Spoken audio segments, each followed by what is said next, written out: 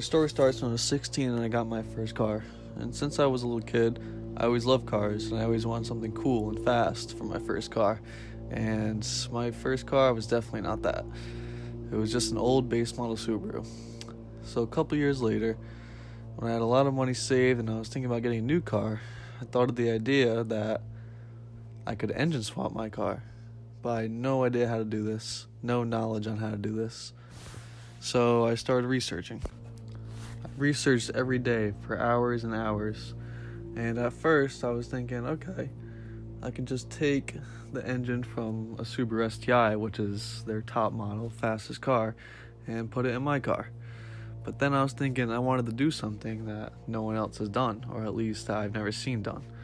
So I came up with the idea to get an engine shipped here from Japan and put that in my car. Now the Japanese and US engines were very different, and I had no idea if it would even work with my car. So I did hours of research, hours of calling people that had businesses that knew about this stuff, and eventually I found out that it would work. So I then went to a company called JDM of California and asked them if they could get me an engine. After going back and forth with this company and deciding on what engine I wanted and that they could get it, I was so excited. This was the craziest thing I've ever done, and it was actually happening. But I didn't realize that it was going to take 3 months for them to find a car, and that really just tested my patience. So after that 3 months, I got an email saying that they found a car and that they were going to ship it over in the next container. So I was extremely excited. That first initial excitement came back to me, and they said the car would be here in a month. So I started getting to work. First thing I did, believe it or not, was I bought a second car. This car was totaled, but it had all the parts I needed to start my build. I started tearing that car down almost instantly as soon as I got it back to my house. And after a couple weeks, I had all the parts I needed off of it, and it was completely torn down. The next step was tearing down my own car, and I started by removing the engine. Believe it or not, this only took about 3 hours, and it was very easy. After removing the engine, I started removing the transmission and the whole drivetrain also. After the transmission and the drivetrain were removed, I had to swap all of the parts from the other car into my car. This was kind of a fun process because I was able to, take my whole car apart and completely understand every part of it. Then I started to reassemble the whole interior, and after that, it was just waiting for the engine to come in. Finally, the engine came in, and it was amazing. It was the craziest thing I've ever bought in my whole life. And it was also the most money I've ever spent in my whole life. So I knew I had to make this work or it would be a huge mistake.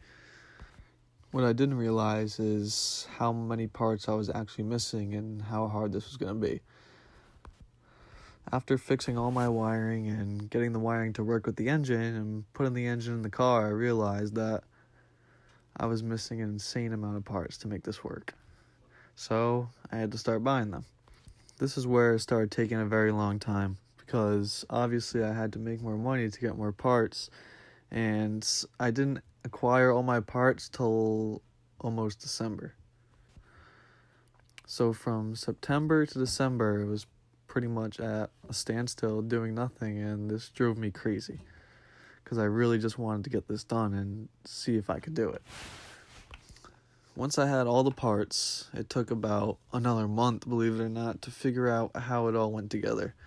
Now, there was no videos on this, there was no pictures of this. I had to figure out and research as much as possible to figure out how to put this engine together and put all the hoses where they need to go and all the wires where they need to go. It was just a very complicated process. Eventually, I figured it all out, and believe it or not, I was ready to start my car for the first time. So when I got in my car and I went to turn the key, it started up first try, and I was absolutely ecstatic. I just thought to myself, I actually did it. Like, there is no way I actually did it. I couldn't believe it. I couldn't believe it was actually happening. Like a month before this, I had pretty much lost all hope that I was ever going to finish this thing. And now seeing it start was, I don't know, one of the best moments in my life. So the next step was to get it tuned and to make the power that I really wanted. Here I'll show you a clip of it actually getting tuned. It's actually a really cool process, and I was excited that I got to watch it.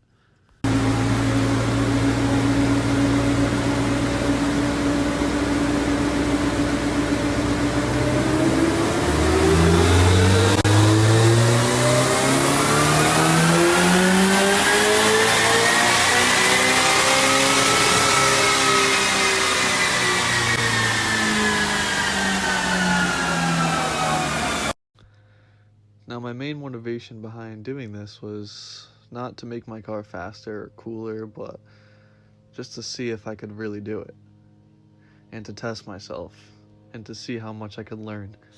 And through this process, I learned so much stuff that I would have never learned if I didn't do this.